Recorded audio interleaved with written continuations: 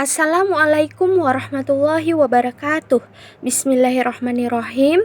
Hari ini kita akan membaca buku Hakikat Berfikir karya Syekh Taqiyuddin An-Nabhani. Pada bab 3 adalah contoh-contoh aktivitas berpikir.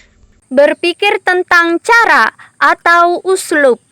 Berpikir tentang cara atau uslub atau style adalah berpikir tentang tata cara yang tidak permanen untuk melakukan suatu perbuatan. Cara ditentukan oleh jenis atau tipe perbuatan. Karena itu, cara akan berbeda-beda sesuai dengan perbedaan jenis perbuatan. Memang benar, berbagai cara terkadang mirip satu sama lain dan kadang-kadang pula satu cara bisa digunakan untuk beberapa perbuatan. Tetapi ketika suatu cara dipikirkan, harus dipikirkan jenis perbuatan yang akan dilaksanakan dengan menggunakan cara tersebut.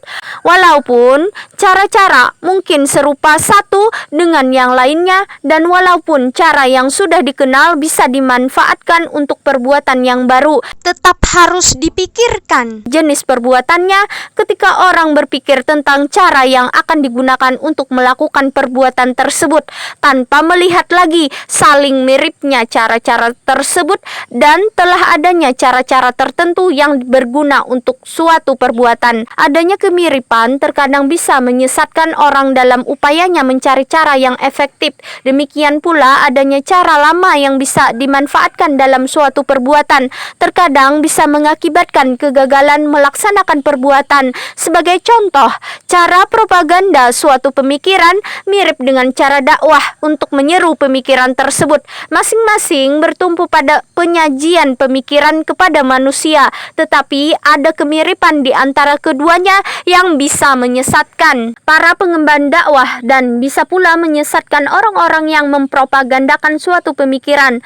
Cara propaganda apabila dipakai sebagai cara dakwah akan mengakibatkan kegagalan pada jangka panjang. Begitu juga cara dakwah apabila digunakan sebagai cara propaganda akan mengakibatkan kegagalan propaganda. Ini karena cara dakwah bertumpu pada penjelasan kebenaran-kebenaran sebagaimana adanya, sedangkan cara propaganda bertumpu pada penghiasan suatu ide dan penonjolan keindahannya. Meskipun kedua cara tersebut tetap harus disampaikan dengan penyajian yang baik. Contoh lain adalah cara pengangkatan penguasa dalam sistem demokrasi, yaitu memberikan hak kepada rakyat untuk mengangkat penguasa. Cara ini bisa juga dimanfaatkan dalam pengangkatan penguasa dalam sistem Islam.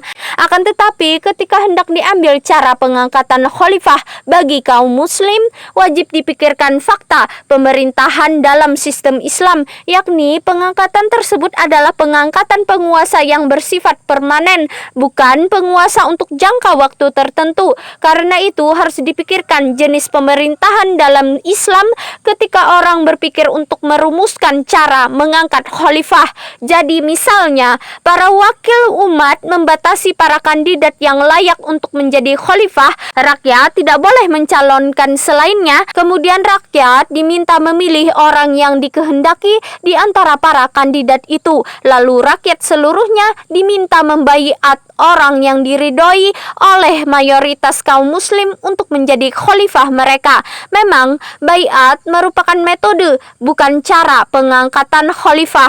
Akan tetapi tata cara pemberian baiat merupakan cara. Karena itu tidak cukup suatu cara yang bisa bermanfaat untuk aktivitas baru lalu langsung ditetapkan, sebagaimana cara tersebut bisa bermanfaat untuk aktivitas-aktivitas lainnya.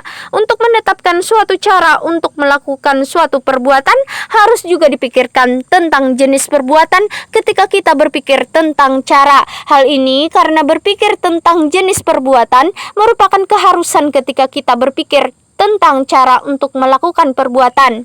Cara atau uslub, style adalah tata cara tertentu untuk melakukan perbuatan. Ia bukanlah tata cara yang bersifat permanen atau tetap untuk melaksanakan suatu perbuatan. Ini berbeda dengan metode atau tarikoh, method, yang merupakan tata cara yang permanen untuk melaksanakan suatu perbuatan.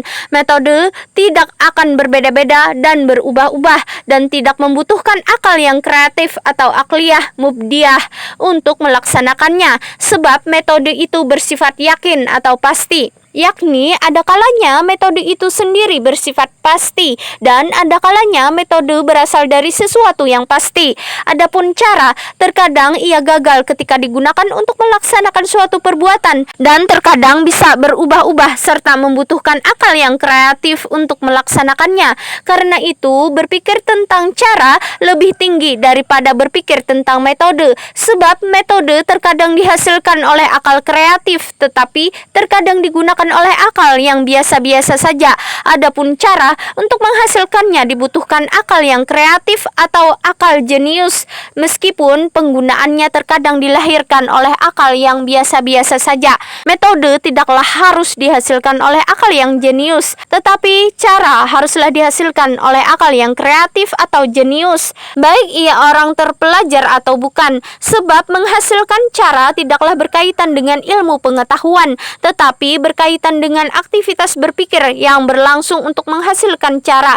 Dari sinilah manusia berbeda-beda dalam menyelesaikan problem-problem, sebab problem-problem itu dipecahkan dengan cara. Terkadang seseorang berusaha menyelesaikan suatu problem dan dia menjumpai kesulitan mengatasinya, kemudian dia lari dari problem itu atau menyatakan ketidakmampuannya menyelesaikan problem tersebut atau menyangka problem tersebut tidak ada solusinya. Tapi orang yang memiliki pola pikir penyelesai problem, jika dia sedang menyelesaikan suatu masalah dan mengalami kesulitan, maka dia akan mengubah cara yang digunakannya atau dia akan melakukan berbagai cara lain jika masih mengalami kesulitan, kendati pun berbagai cara telah digunakan. Jadi dia tidak akan lari dari masalah, tidak akan menyatakan ketidakmampuannya menyelesaikan masalah dan tidak akan berputus asa. Sebaliknya, dia akan bersabar dan akan meninggalkan problem itu untuk sementara waktu. Kemudian dia akan berpikir kembali untuk menyelesaikannya di waktu yang lain sampai dia berhasil menyelesaikannya. Karena itu, bagi orang yang mempunyai pola pikir penyelesai masalah, tidak ada masalah yang tidak ada solusinya. Bahkan seluruh masalah pasti ada solusinya. Ini terjadi karena dia bertumpu kepada kemampuannya untuk membuat cara-cara yang akan digunakan untuk memecahkan masalah yang sulit tersebut. Karena itu, berpikir tentang cara merupakan karakteristik akal yang kreatif atau jenius, karena menyelesaikan masalah bergantung pada berpikir tentang cara. Demikian pembacaan buku Hakikat Berfikir karya Syekh Taqiyuddin An-Nabhani pada hari ini. Kita lanjutkan pada hari berikutnya. Semoga bermanfaat. Wassalamualaikum warahmatullahi wabarakatuh.